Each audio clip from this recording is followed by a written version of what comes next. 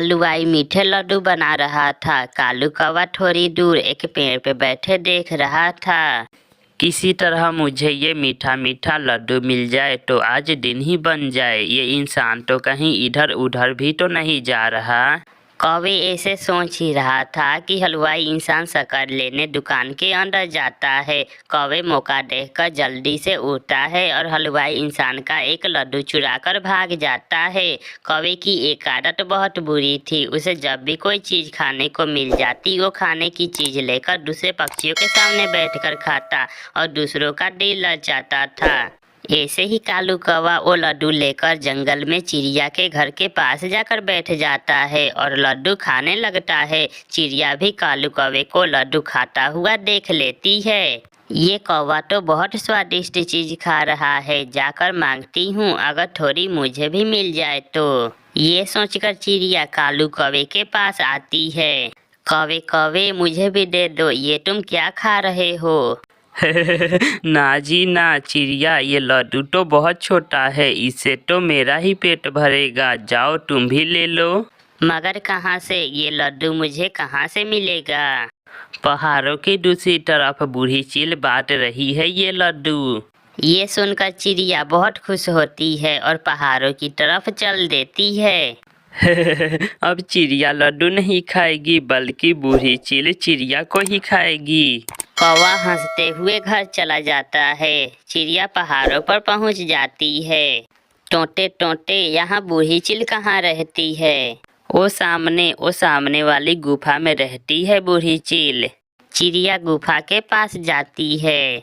चील चील, मैं भी आई हूँ, मुझे भी लड्डू दो, जो लड्डू तुमने कौवे को दिया था। चील चील, मैं आई हूँ। चिड़िया चील सो रही थी। चिड़िया की आवाज़ सुनकर चील की आंख खुल जाती है। ये कौन आ गया? मेरी सारी नींद खराब कर दी। गुस्से में चील गुफा से बाहर आती है। चिड़िया क्यों शोर कर रही हो? मैं लड्डू लेने आई हूँ। मुझे कौवे ने बताया है कि तुम लड्डू बांट रही हो। तो तुम्हें लड्डू लेना है? आ जाओ, तुम अंदर आ जाओ। मगर पहले तुम मुझे बताओ, तुम मुझे कोई नुकसान तो नहीं पहुंचाओगी? अगर मैंने कौवे को नुकसान नहीं पहुंचाया तो तुम्हें कैसे पहुंचाऊंगी? आ जाओ चिड़िया, अंदर आ जाओ। चिड़िया जैसे ही गुफा के अंदर जाने लगती है उसे अपनी माँ की बात याद आ जाती है। बेटी, अगर कोई खाने की लालच देकर अपने घर बुलाए तो कभी मत जाना। चिलदी बात सुने, आप मुझे यहाँ बाहर ही लड्डू ला दे, मैं गुफा में आपके साथ नहीं जाऊंगी। लड्डू तो मेरे पंख में ही है, पास आओ। वो चील जैसे ही चिड़िया की तरफ बढ़ती है चिड़िया फुर से उड़ जाती है। बुरी चील, दुष्ट चील, मैं आई लड्डू खाने और तू चली मुझे ही खाने। अब सिखाऊंगी मैं मजा उस कालू कौवे के बच्चे को।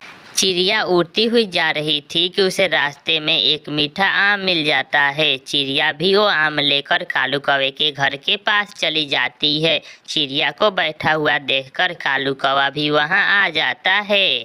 चिड़िया चिड़िया, क्या लड्डू नहीं दिए तुम्हें चील ने? कौवे कौवे, मुझे चील ने 2 लड्डू दिए थे, मैंने वहीं खा लिए, बहुत स्वादिष्ट थे वो लड्डू।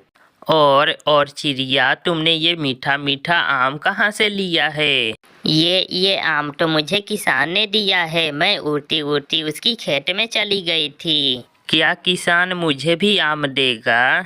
हाँ, तुम किसान के पास जाना और जाकर कहना, किसान तू बहुत गंदा है, तेरी पत्नी चुड़ैल है, अब लाओ मुझे पका हुआ आम दे दो। अच्छा, फिर तो मैं अभी जाता हूँ। नाना कालू, कल जाना, कल सुबह सवेरे, अभी तो किसान घर चला गया होगा।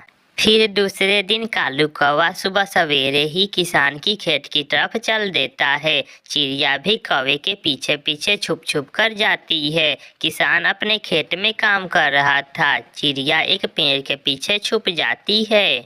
अब मजा आएगा कौवे को, बहुत मार पड़ने वाली है कौवे को, कौवा जरूर पीटेगा।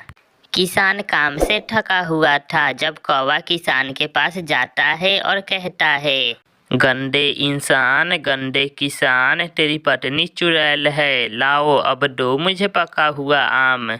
ये सुनकर किसान गुस्से से भर जाता है। ये दुष्ट कौवा तो बहुत बुरा है। हाँ हाँ, तुम्हें पका हुआ आम लेना है। हाँ हाँ, जो तुमने चिड़िया को दिया था, जल्दी दो जल्दी, मेरे पास टाइम नहीं है। कौवे जाओ, वो सामने छोटे कमरे में है मीठा आम, जाकर खा लो। कौवा जल्दी से उठता है और छोटे से कमरे में जाता है। किसान दरवाजा बंद कर देता है और एक छड़ी लेकर कमरे में जाता है। बाहर तो आवाजें सुनाई दे रही थी। बचाओ बचाओ, है मर गया चिड़िया, तुमने मुझे मरवा ही दिया। किसान जी, हुआ क्या है? यही चिड़िया ने बोला था, उसे मिला पका हुआ आम और मुझे मिला डंडा, बचाओ। फिर कौवा खिड़की के रास्ते जान बचाकर भागता है और दूर जंगल में जाकर रुकता है। ये सब देखकर चिड़िया तो हंसे ही जा रही थी। ऐसे चिड़िया कालू कौवे से अपना बदला लेती है। प्यारे दोस्तों, इस कहानी को लाइक, अपने दोस्तों के साथ शेयर और चैनल को सब्सक्राइब करना बिल्कुल मत भूले। आपका धन्यवाद। ठंडी के मौसम में पक्षियों के लिए भोजन की खोज एक बड़ा मुश्किल काम था। चिड़िया, मिठू, तोता और कबूतर उड़ते उड़ते मैदान में चले जाते हैं, मगर वहाँ तो हर तरफ बर्फ ही बर्फ थी। चिड़िया, यहाँ तो कुछ भी नहीं है, हर तरफ बर्फ ही बर्फ है। जो दाना था वो तो बर्फ तले दब गया। मिठू भैया, आप चिंता ना करें, हमें कहीं ना कहीं से भोजन मिल ही जाएगा। अगर जिंदा रहे तो फिर ही ना, चलो थोड़ा और आगे जाते हैं। फिर वो सब वहाँ से आगे बढ़ते हैं। पहाड़ों के पास एक बेल थी। उस बेल पर एक बड़ा फल लगा हुआ था, जो आधा लाल और आधा काले रंग का था। ये कैसा फल है, आधा लाल और आधा काला? चिड़िया, क्या ये फल खाने लायक है या फिर कोई जहरीला फल होगा? मैंने तो पहली बार इस फल को देखा है, मुझे इस फल का कोई जानकारी नहीं है। फिर वहाँ एक बूढ़ी फक्ता आ जाती है। वो सब उसे आवाज देते हैं, माँ जी, ये कैसा फल है, आधा लाल और आधा काला? क्या ये फल हम खा सकते हैं?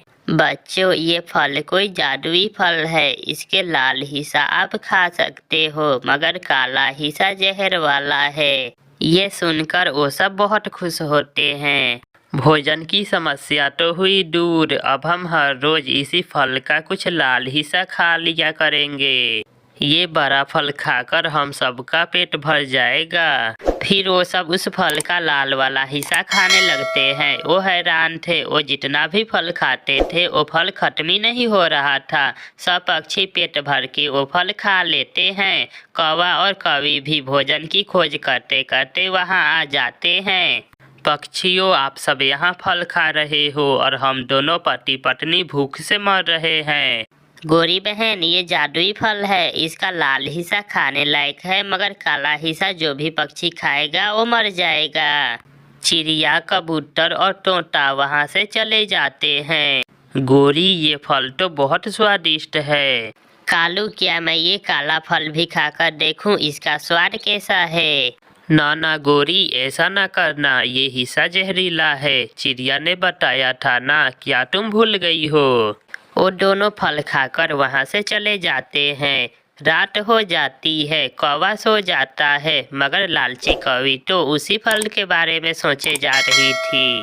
अगर लाल वाला फल इतना स्वादिष्ट है तो वो काला वाला कितना स्वादिष्ट होगा। मैं खाऊंगी, मैं वो फल जरूर खाऊंगी। आधी रात को गोरी कौवी घर से निकलती है। वो तेजी से उड़ती हुई पहाड़ों के पास उस बेल के पास पहुंच जाती है। सब झूठ बोल रहे हैं, मैं तो ये काले वाला हिस्सा खाऊंगी इस फल का। फिर गोरी कौवी उस फल का वो काला हिस्सा खा लेती है। वो फल खाते ही गोरी वहाँ गिर जाती है। सुबह हो जाती है। ये गोरी कहाँ गई? रात को तो घर में ही सोई थी। फिर कौवा चिड़िया के पास जाता है। चिड़िया चिड़िया, मेरी पत्नी गोरी घर में नहीं है, क्या तुमने उसे देखा है? कौवे भैया, मैं तो अभी अभी सोकर उठी हूँ। वो कहाँ जा सकती है? जब पहाड़ों के पास बेल से फल खाने वो पक्षी वहाँ जाते हैं तो गोरी को वहाँ गिरा हुआ देखकर हैरान हो जाते हैं। कोई कौवे को बताए, वो गोरी को ढूंढ रहा था और गोरी यहाँ है। ये जिंदा है मगर बेहोश है, जहर का असर है शायद, इसने ये जहरीला फल खा लिया है। कौवा वहां आ जाता है। अपनी पत्नी को ऐसे हालत में देखकर कौवा रोने लग जाता है। गोरी, ये तुमने क्या कर दिया? तुमने क्यों ये जहरीला फल खाया था? अब मैं कहाँ से लूँगा अपनी गोरी कवि पत्नी जी को? कौवे, ये जिंदा है, हमें जल्दी से बुलबुल डॉक्टर को लाना होगा, गोरी बच सकती है।